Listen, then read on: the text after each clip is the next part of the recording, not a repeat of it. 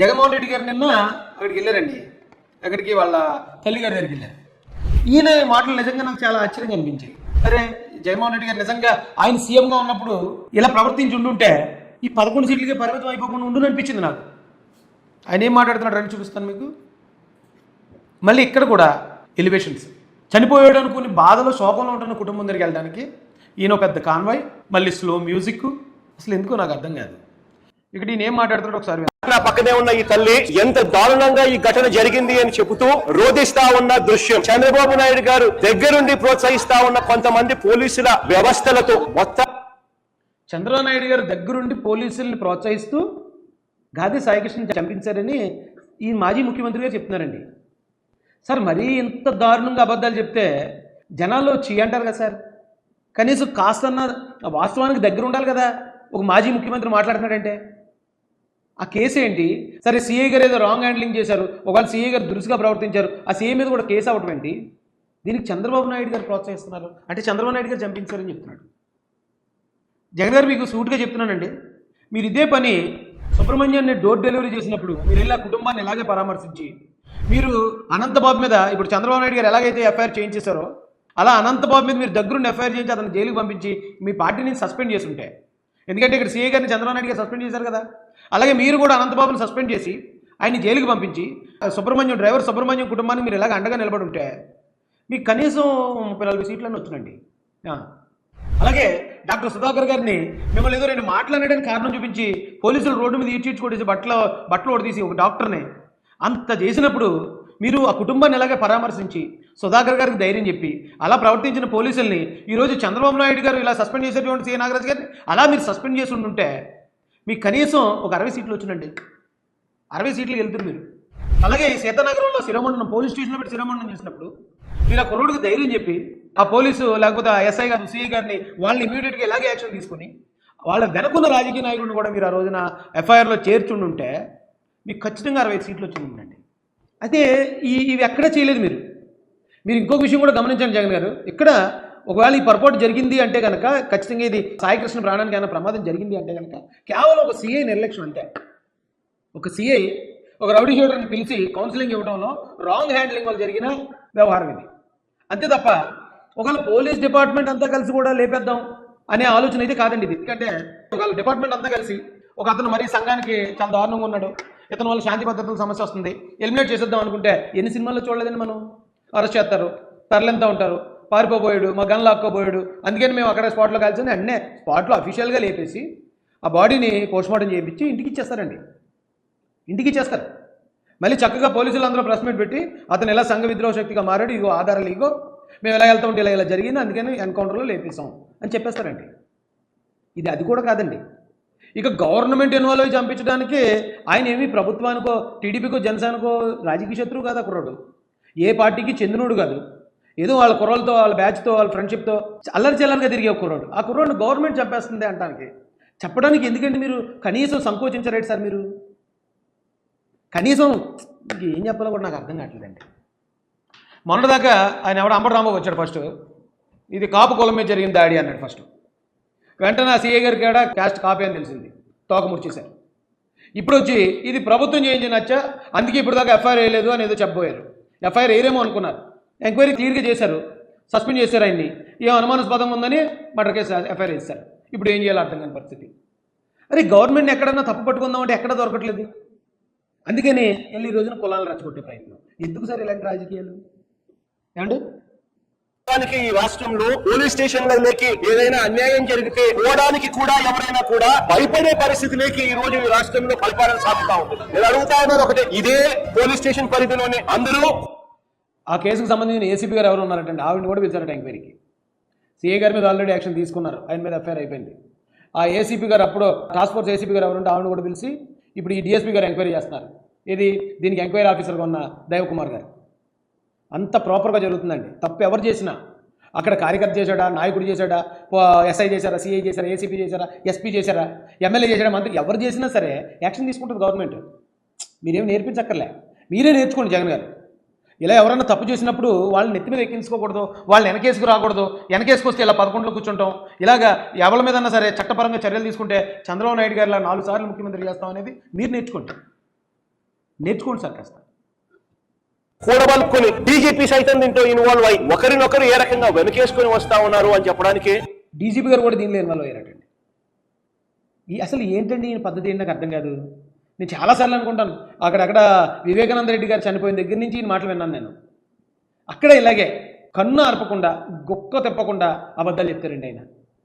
అవతల మీద వేసేయటమే, బ్లేమ్ వేసేయటమే. వివేకానంద రెడ్డి గారిని ఆ రోజున ఈ చెప్పిన దాని ప్రకారం చంద్రబాబు నాయుడు గారు చంపేశారు అన్నారు. కోడికత్తి అటాక్ జరిగినప్పుడు చంద్రబాబు నాయుడు గారు చంపించేపోయారు అన్నారు. గులకరాయి నాటకం జరిగినప్పుడు చంద్రబాబు నాయుడు గారే అన్నారు. ఇప్పుడు కూడా వచ్చి చంద్రబాబు నాయుడు గారే అన్నారు. ఎక్కడో పోలీస్ స్టేషన్లో, కృష్ణలంక పోలీస్ స్టేషన్లో రౌడీ షీటర్లందరినీ పిలిచి కౌన్సిలింగ్ ఇవ్వాలని ఆ సీఏ గారు ప్రయత్నించడం ఏంటి? అక్కడ ఏదో రాంగ్ హ్యాండ్లింగ్ జరగడం వల్ల ఆ సాయి కృష్ణ అనే కుర్రాడు కనిపించకపోవడం ఏంటి? దానికి చంద్రబాబు నాయుడు గారికి సంబంధం ఏంటి? పవన్ కళ్యాణ్ గారికి సంబంధం ఏంటి? కులానికి చుట్టేసి పవన్ కళ్యాణ్ గారికి అంటించేద్దామని మీ ప్రయత్నం ఏంటి? ఎందుకండి ఎంతేలా దిగజారిపోతున్నారు మీరు రాజకీయాల కోసం?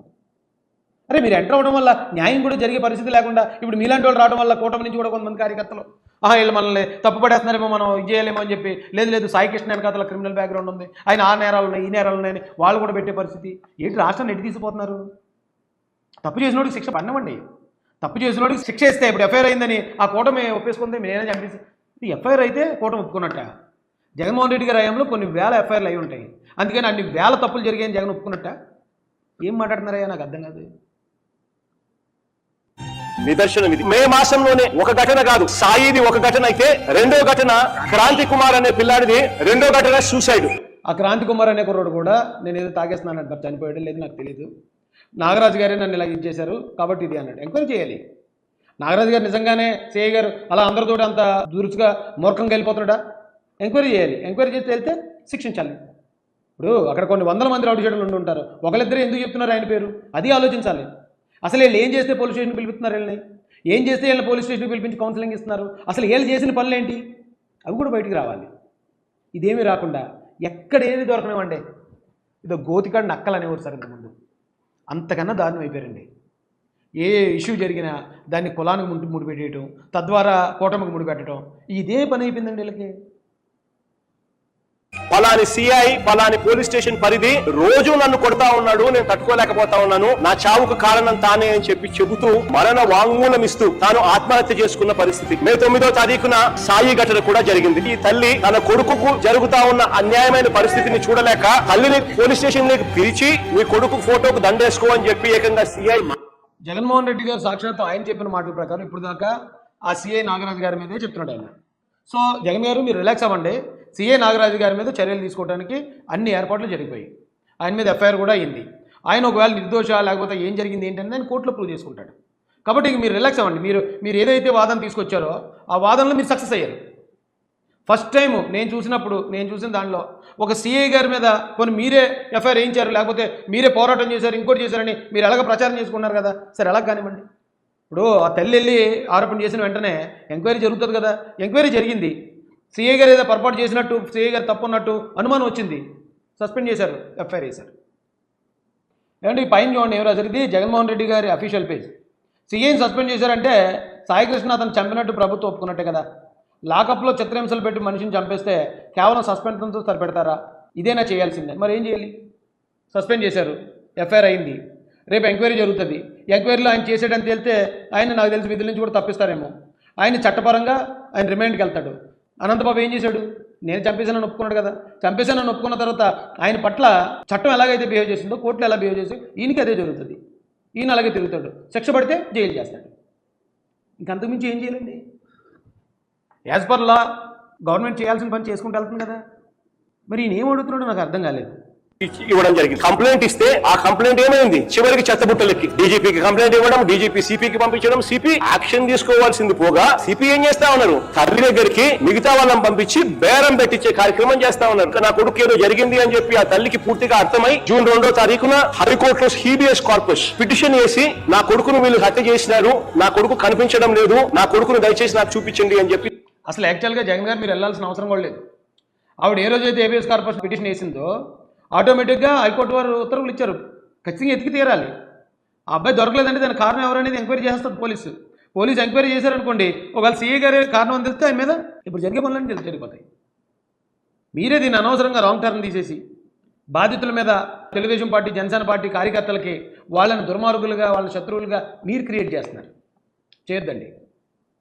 ఈ తల్లి ఆవేదనతో పిటిషన్ ఇస్తారు. కోర్టు ఇంటర్వ్యూన్ అయ్యి టీబీఎస్ కార్పొరేషన్ మీద స్పందించే కార్యక్రమం చేస్తే ఆ తర్వాత అప్పుడు గత్యంతరం లేక ఈ రోజు సిఐని సస్పెండ్ చేశారు. నేను అడుగుతా ఉన్నా, సిఐని ఎందుకు సస్పెండ్ చేశారని చెప్పి. చంపేశారనే కదా ఒప్పుకున్నారు కాబట్టే కదా ఈ రోజు సిఐని సస్పెన్షన్ జరిగింది. అంటే జగన్మోహన్ రెడ్డి గారు మీరు జైలుకి వెళ్ళారు 16 నెలలు. అంటే మీరు నేరం చేసినట్టే కదా. మరి మీరు 40,000 కోట్లు 1,00,000 కోట్లు ఏదో ఆరోపణ అన్నారు, మీరు చేసినట్టే కదా. అంటే మీరు దానికి సమాధానం ఏం చెప్తారు చెప్పండి. మీరు జైలుకి వెళ్ళారు, వైఎస్ భాస్కర్ రెడ్డి గారు జైలుకి వెళ్ళారు, అవినాష్ రెడ్డి గారు దాని మీద ఆయన కూడా ఆల్మోస్ట్ ఒకరోజు జైలు చేసినట్టే, ఆయన కూడా మర్డర్ కేసులో ఉన్నారు. ఇక చాలామంది ఇలా కేసుల్లో ఉన్నారు మీ దాంట్లో. దాని అర్థం ఏంటి మరి? ఎందుకు సార్ ఇలాంటి మాటలు ఎందుకండి? జనాలను తప్పుదో పట్టించే మాటలు. ప్రతిదాన్ని రాజకీయంగా ఆలోచించుకోకండి సార్. ప్రతిదాన్ని రాజకీయం చేద్దామని ఆలోచించకండి. ఎందుకంటే మీరు ప్రభుత్వంలో ఉన్నప్పుడు, మీరు సీఎంగా ఉన్నప్పుడు ఇలాంటి విషయాల్లో మీరు కేర్ తీసుకుని ఉండుంటే నేను చెప్తున్నాను కదా, ఖచ్చితంగా మీరు 11లో అయితే మాత్రం ఉండకపోదురు. చాలా మంచి నెంబర్లో ఉందరు, ఓడిపోదురు కానీ చాలా మంచి నెంబర్లో ఉందరు. అప్పుడు మీరు చేసేదంతా గందరగోళం చేసేసి మీ నాయకుల్ని చంపేశారని తెలుసుకుంటే మీరు వెనకేసుకొచ్చి ఎవరి మీద చర్యలు తీసుకోకుండా, ఎవరి మీద కేసులు పెట్టకుండా, అయినా గోరెట్ల మాధవ్ దొరికేశారు రెడ్ హ్యాండెడ్ కానీ ఆయన మీద ఏమైనా కేసు పెట్టారా మీరు? ఈ అంబటి రాంబాబు రెడ్ హ్యాండెడ్గా దొరికాడు ఆ మహిళలతో అలా నీచంగా మాడుతూ, ఏమైనా కేసు పెట్టారా? తిరుమణం కేసులో ఏమైనా కేసు పెట్టారా మీరు? డాక్టర్ సుధాకర్ గారిని చంపిన దాంట్లో ఎవరి మీద కేసు పెట్టారా? ఏం మాట్లాడతారు సార్ మీరు? మీకు ఏం మాట్లాడడానికి హక్కు ఉంది అసలు? ఈరోజు ఇష్యూ జరిగిందని తెలియగానే సీఏ మీద మర్డర్ కేసు పెట్టింది కూటమి ప్రభుత్వం. సీఏ మీద పెట్టిందండి మర్డర్ కేసు. అప్పుడు ఏ ప్రభుత్వం గట్టిగా పనిచేస్తుందో అసలుకి అర్థం అవుదా? ఏ ప్రభుత్వం చిత్తశుద్ధితో ఉంది?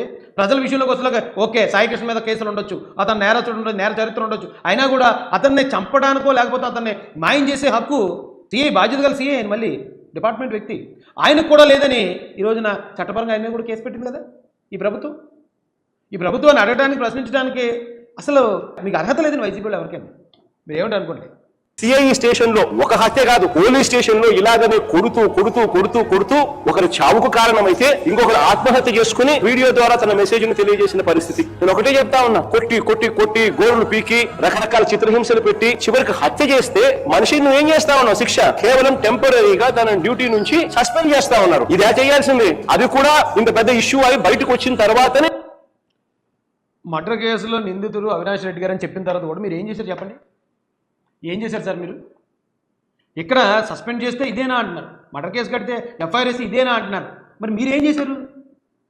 సిబిఐ వాళ్ళు అవినాష్ రెడ్డి గారిని అరెస్ట్ చేయడానికి వచ్చినప్పుడు మీరు ఏం చేశారు? అరెస్ట్ని అడ్డుకోలేదా మీరు? సిబిఐ వాళ్ళు అడ్డుకోలేదా? సిబిఐ ఎస్పీ గారి మీద తిరిగి కేసు పెట్టించలేదా? ఇవన్నీ ప్రజలు అడుగుతున్నారు కదా సార్. ఎందుకంటే ఇలాంటి ప్రాపర్గా మీరు ఏదైనా గవర్నమెంట్ లోపాలు ఏమైనా ఇచ్చేయాలంటే ముందు గవర్నమెంట్ లోపాలు ఉండాలి. ఏ లోపాలు లేకుండా కూటమి ప్రభుత్వం పరిపాలించడం వల్ల మీకు ఏం పని లేక ఇలాంటి చిన్న ఇష్యూలోకి ఒక సీఐకి రౌడీ షీటర్ కుటుంబానికి మధ్యలో జరిగే ఇలాంటి చిన్న విషయాల్లోకి మాజీ ముఖ్యమంత్రి వెళ్తారు ఎక్కడన్నా ఉందా సార్ ఇది విడ్డూరం? ఆ కుటుంబ సభ్యులే చెప్తున్నారు, మా ఓడి వేళ కాదు రేపన్నా పోతాడు, ఎవరో ఒకరి చేతిలో చనిపోయింది. ఎందుకంటే ఆయన ఇంకొక నవీన్ రెడ్డి అని ఒక అబ్బాయిని చంపాడట. ఆయన చంపాడనే కేసు ఉందట. చంపాడు లేదో దేవుడికి తెలియాలి. చంపాడనే కేసు ఉంది. ఇప్పుడు పెద్దలు కూడా చెప్తారు, కత్తి పట్టినట్టు కత్తితోనే పోతాడని. కుర్రోళ్ళందరూ ఇప్పుడు చాలామంది ఇలా తయారయ్యారు. ఏదైనా చిన్న మత్తు పదార్థం అలవాటు చేసుకోవటం, ఇక అక్కడి నుంచి మేము రౌడీలు, మేము ఏదో మాట్లాడుతుంటే ఎవరైనా భయపడిపోతున్నారు, మేము ఎలా వస్తే అలాగైపోతున్నారు, లైఫ్లు నాశనం చేసుకుంటున్నారు. ఆయన లైఫ్ నాశనం అయిపోతున్నప్పుడు వాళ్ళ మామయ్య గారు వాళ్ళ తల్లి ఎంతో చెప్పుంటారు, వాళ్ళ చేతులు దాటిపోయాడు. కానీ ఇలాంటి ఒక రోజు ఎదురవుతాను వాళ్ళు ఎప్పుడో ఫిక్స్ అయి ఉంటారు. వాళ్ళ మామయ్య చెప్తున్నాడు క్లియర్గా, అయిపోయింది. Is the rowdy sheeter. వీడు ప్రేమ్ చేస్తాడు, రేపు ఏం చేస్తాడు. మా పిల్లోడి బాడీ ఇవ్వండి, ఇన్ కేసు మీరు చంపిన మీరు కాకపోతే రేపు ఇంకోటి చంపుతారు, ఆ వేలో ఉన్నోండి. ఈయన మన చేతులు దాటిపోయాడు, ఎక్కడ నాకు వెళ్ళిపోయిన వ్యవహారం, ఆయుధాలు పట్టుకొని ఉంటున్నారు వీళ్ళు. ఎప్పుడో ఒకప్పుడు ఏదో ఒకటి జరుగుతుందని వాళ్ళు ఎప్పుడే వాళ్ళు ప్రిపేర్ అయ్యే ఉండుంటారు. దాన్ని మీరు వచ్చి ఎందుకండి ఇంత వాళ్ళకన్నా మీరు ఎక్కువ అడవుడు చేస్తున్నారు, వాళ్ళకన్నా మీరు ఎక్కువ బాధపడిపోతున్నారు ఎందుకు? అక్కడ జరిగింది అలాంటి నేరాలు ఎక్కడ జరుగుతాయి. జరిగినప్పుడు చట్టం చర్యలు తీసుకుంటుంది. ఏంటో మరి మీరు ఏం చేయాలనుకుంటున్నారు నాకైతే అర్థం కాదు. ఇదేమి రాజకీయం అండి బాబు? మీరు ఒకసారి చూడండి. ఏపీలో సంచలనంగా మారిన సాయికృష్ణ మిస్సీపై విచారణ చేయాలని జాతీయ మానవ హక్కుల సంఘం చైర్మన్ జస్టిస్ రామసుబ్రహ్మణ్యాన్ని వైసీపీ ఎంపీలు గురుమూర్తి, తనుజారాణి ఏముందండి ఎంక్వైరీ చేయడానికి? ఇప్పుడు కేసు అయిపోయింది, మర్డర్ కేసు కట్టారు, ఆయన సీఏ గారిని ఆయన సస్పెండ్ చేశారు. ఇప్పుడు రేపు 29 విషయం ఏంటనే తెలిసిపోద్ది. ఈ మానవ హక్కుల కమిషన్ వచ్చి చేయాల్సిన ఏముంది? ఇక్కడ కేసు వెళ్ళిపోయింది కదా, ఇక్కడే వెళ్ళిపోయారటండి. 2 ఎంపీలు వెళ్ళిపోయారట. అరే వీళ్ళ హయాంలో ఎంతోమందిని చంపే శవాలను ఇళ్ల ముందు విసిరెత్తే ఒక్కడు మాట్లాడలేదండి వీళ్ళు. ఈ పెర్ఫార్మెన్స్ ఏదో అప్పుడు చేసి ఉంటే నేను చెప్తున్నాను కదా, కనీసం 50 సీట్లు పైన వచ్చిన వీళ్ళకి. మాలాంటి వాళ్ళు అందరూ అంత శత్రువులు అయిపోకుండా ఉంది వీళ్ళకి. వీళ్ళు అధికారంలో ఉన్నప్పుడేమో అది, ఇక్కడేమో ఏమీ లేకపోయినా ఇది ప్రభుత్వానికి. అప్పుడు వీళ్ళు ఢిల్లీకి ఎందుకు వెళ్ళి ఉంటారో తెలుసండి? అక్కడికి వెళ్ళి ఆంధ్రప్రదేశ్లో ఇలా జరిగిపోతుంది, ప్రభుత్వం ఇలా చంపేస్తుంది జనాలని ప్రభుత్వం మీద దుష్ప్రచారం చేయడానికి వెళ్ళారు వీళ్ళు. ఇక్కడ ఏమీ ఒకవేళ ఇక్కడ ఎఫ్ఐఆర్ చేయలేదు, లేకపోతే ఇక్కడ సీఏ గారి మీద యాక్షన్ తీసుకోలేదంటే వీళ్ళు పైకి వెళ్ళారు సెంట్రల్ కంటే అర్థం ఉంది. ఇక్కడ జరగాల్సిందల్లా ప్రాపర్గా జరుగుతూ ఉంటే ఢిల్లీకి వెళ్ళాల్సిన పని ఏంటండి? చిన్న విషయం ఇది. ఒక సీఐకి రౌడీ షీటర్కి సంబంధించిన విషయంలో నిజమే జరిగింది, ఏదో జరిగింది, మొత్తం తప్పు అయితే జరిగింది. దీన్ని ఢిల్లీ లెవెల్లో తీసుకెళ్లాల్సిన ఇదా? అంతండి. చిన్న విషయం అన్నాడు మనిషి చనిపోతే అనుకోకండి, ఢిల్లీ స్థాయికి తీసుకెళ్లేంత విషయం కాదు ఇది. గవర్నమెంట్ చిన్న విషయంగా తీసుకోలేదు. చిన్న విషయంగా తీసుకుంటే ఒక సీఐని సస్పెండ్ చేయదు, ఒక సీఐ మీద మర్డర్ కేసు ఎఫ్ఐఆర్ అవ్వదు. దీన్ని మళ్ళీ ప్రత్యేకంగా ఇప్పుడు ఒక ఇన్వెస్టిగేషన్ ఆఫీసర్ దైవకుమార్ అనే ఒక డిఎస్పీ గారిని అపాయింట్ చేయరు, ఒక ఏసీపీ గారిని కూడా పిలిపించి ఎంక్వైరీ జరగదు. రాష్ట్రం చాలా పెద్ద స్థాయిలో తీసుకుంది ఈ మ్యాటర్ని, కానీ ఇది ఢిల్లీ తీసుకెళ్లే అంత మ్యాటరా అని అడుగుతున్నాను నేను వైసీపీ. అంటే గోల్ చేయాలి, ఈ ప్రభుత్వాన్ని ఎలాగోలా బ్యాట్ చేయాలి, ఈ రాష్ట్రానికి అశాంతి ఉంది, ఈ రాష్ట్రంలో మడలు జరిగిపోతున్నాయని ఈ రాష్ట్రానికి పెట్టుబడులు రాకూడదు. ఏంటండి బాబు ఇలాగ ఉన్నారు? ఇక్కడ చూడండి నేనేమంటున్నాడు, ఇవన్నీ చిన్నపిల్లలే, ఏదో తెలుసో తెలియకో కొద్ది గొప్ప ఎవరైనా తప్పు చేసి ఉండొచ్చు. తప్పు చేస్తే ఆ పిల్లల వయసు ఎంత 23 ఏళ్ళు. ఇవన్నీ చిన్నపిల్లలే. మీరు ఒకవేళ ఆ తల్లిని ఓదార్చండి వెళ్ళి. ఎందుకంటే నీ కొడుకు చనిపోవటమో లేకపోతే ఏదో జరిగింది, మిస్ అయ్యాడు, ఎక్కడున్నాడో తెలియక నువ్వు ఆందోళనలో ఉన్నావమ్మా, నువ్వు ధైర్యం తెచ్చుకో, మేమందరం వెనకాలలో ఉన్నా, ఆవిడకి ధైర్యం చెప్పండి. అంతేగాని అరే 20 సంవత్సరాల చిన్నపిల్లడు చేస్తాడు అంటే ఒక 20 సంవత్సరాల లోపు ఎవడన్నా అలా చేయమనుకుంటారండి. 20 సంవత్సరాల లోపు ఉన్నవాడు ప్రతి ఒక్కడు కూడా ఓకే నేను పోక్సో అంటే మైనర్ బాలికతో ఏదైనా అసభ్యంగా ప్రవర్తించవచ్చేమో, లేదో మర్డర్ చేయొచ్చేమో, లేదా ఇంకోటి చేయొచ్చేమో. ఎందుకంటే జగన్ గారు వస్తున్నారు మాకు సపోర్ట్కి, ఆయన వచ్చి మాకు సపోర్ట్గా మాట్లాడతాడు అనుకుంటారండి. 20 సంవత్సరాల పిల్లలందరూ మీ మాటలు విన్నారంటే వాళ్ళు కూడా నాశనం అయిపోతారు. 18 సంవత్సరాలు దాటిన ప్రతి ఒక్కడు మేజరే. 18 సంవత్సరాల లోపున్నోడు ఈ నేరాలు చేసినా కూడా జువెనల్ హోమ్కి పంపిస్తారండి, అది కూడా నేరమే. 10 సంవత్సరాల పిల్లోడు చేసినా కూడా నేరమే. మీకు అర్థమవుతుందా? 10 సంవత్సరాల పిల్లోడు మర్డర్ చేశాడంటే అతన్ని జువెనల్ హోమ్కి పంపిస్తారు, అతన్ని కూడా శిక్షిస్తారు. ఇక్కడ ఏకంగా 20 సంవత్సరాల చిన్నపిల్లడు అతను ఏది చేస్తే మీరు ఎలా చేస్తారంటారు ఏంటండి? నేరాలను సమర్థించకండి మీ రాజకీయం కోసం, నేరాలు చేసే పిల్లల్ని సమర్థించకండి. అలా చేస్తే మిగతా వాళ్ళు కూడా ఇలా చేస్తే మాకు జగన్ వస్తాడు, ఆయన వచ్చి మాకు సపోర్ట్ చేస్తాడని ఖచ్చితంగా యూత్ అంతా చెడిపోతారండి.